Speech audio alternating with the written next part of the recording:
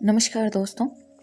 आज हम बात करने वाले हैं कि कोरोना से हमने क्या क्या सबक सीखे। पहले तो हमने प्रकृति के साथ खिलवाड़ नहीं करना चाहिए, रिसोर्सेज का सदुपयोग करना चाहिए और लिमिटेड उपयोग करना चाहिए ताकि आने वाली जनरेशन के लिए हम संसाधन बचा सकें और प्रकृति का संतुलन भी बना रहे। फिर हमें जानवरों के साथ भी बदसलूकी नहीं करनी चाहिए, इंसान को भी पोल्यूशन का भी ध्यान रखना चाहिए। इन सब के साथ साथ centre for disease control and prevention CDC के अमेरिका के एक ताज़ा अध्ययन के अनुसार चौंकाने वाले आंकड़े सामने आए जो ये कहते हैं कि कोविड-19 के कारण भर्ती होने वाले या मरने वाले 78% लोग मोटापे के शिकार थे। यह बहुत सारे न्यूज़पेपर्स की रिपोर्ट में हमने इस वर्ष पढ़ा है।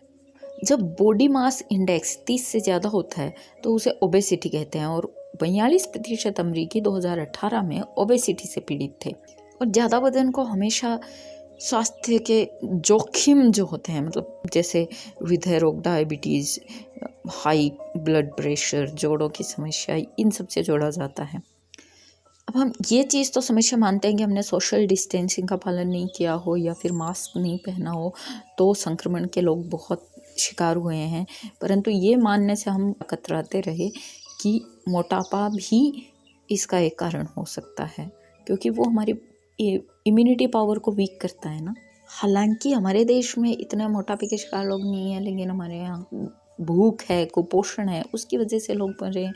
फिर मध्यम वर्ग और उच्च वर्ग में जो है लॉकडाउन के दौरान मोटापा बहुत बढ़ गया है, इससे उनकी इम्यूनिटी पावर कम हुई है। तो फिर अब जो नया दौर शुरू हुआ है कोरोना संक्रमण का, उसमें ज़्यादा लोग बीमार हो रहे हैं। हमारे यहाँ एक दिक्कत ये भी है कि हम ज़्यादा कैलोरी वाले भोजन को हेल्दी मानते हैं, जैसे घी, गुड़, शहद, फुल क्रीम दूध, सफ़ेद मक्खन, फलों का ताज़ा रस, फुल पैट पनीर। हालांकि इसमें पोषण होता है, लेकिन ये तब लाभदायक है जब हम जैसे खेत में काम कर रहे हो, मजदूरी कर रहे हो, वो लोग इन पचा सकते हैं। घर पे बैठ के वर्क फ्रॉम होम कर रहे हैं तो फिर हमारे बस की बात नहीं होती है इनको पचाना, तो ये वजन बढ़ाते हैं। और ओवरवेट व्यक्ति एक बार हो गया तो उसके लिए ये फिर घातक सिद्ध होते हैं।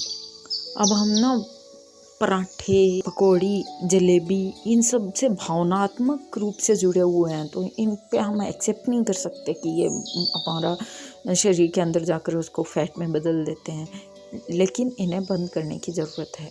कभी कभी खा लिया ठीक है। और जैसे पहले हमने बोला कि हमारी खाने पीने की जो चीज़ें हैं, परंपराएं हैं, वो कहाँ से आती हैं। हमारे पूर्वज कृषक हुआ करते थे, वो खेत में धूप में, कड़ी धूप में, सर्दी में, कड़कड़ाती ठंड में, बारिश में, हर वक्त मेहनत करते थे। तब उनको ज़्यादा कैलोरी वाली चीज़ें चाहिए होती थी, लेकिन हम जो घर में बैठ के वेब सीरीज़ देखते हैं, कंप्यूटर पे काम करते हैं, कुर्सी पे बैठे रहते हैं और खाते रहते हैं, हमारे लिए ये प्रॉब्लमेटिक हो जाता है, स्वस्थ भोजन नहीं है। इसलिए जैसे जैसे हमारी कार्य करने की आदतें कम हुई हैं, वैसे वैसे हमें भोजन में भी परिवर्तन लाने की ज़रूरत है। अगर फ्रूट्स खाने हैं तो फ्रूट खाइए, रस नहीं, उसका मतलब जूस निकाल के नहीं, आप फ्रूट डायरेक्ट खाइए, चबा के खाइए। फिर फैट थोड़ा कम मात्रा में लें, क्योंकि हम इतना वर्कआउट नहीं करते हैं। वर्कआउट कर रहे हैं तो आप ले सकते हैं।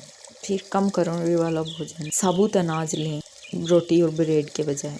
अभी हमारी सरकार ने फिट इंडिया की पहल को बढ़ावा दिया, जिसका नारा है फिटनेस का डोज आधा घंटा हर रोज़। तो आधा घंटा अगर हम अच्छे से मेहनत करें, टच स्क्रीन पे उंगलियां नहीं चलाते रहें, सीढ़ियाँ चलें, दौड़ें, पसीना आना चाहिए बेसिकली हमारे को वर्कआउट के समय, तो फिर ठीक है, हम खा सकते हैं कुछ चीज़ें।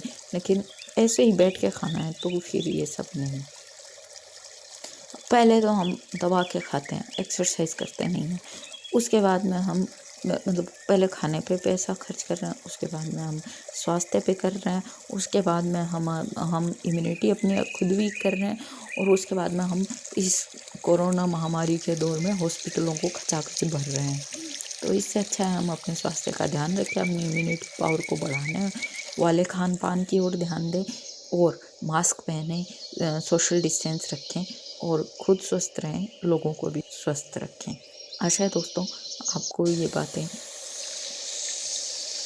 तर्क संगत लगी होंगी और आगे भी हम ऐसी ही स्वास्थ्य को प्रभावित करने वाली बातों पर बात करेंगे। धन्यवाद।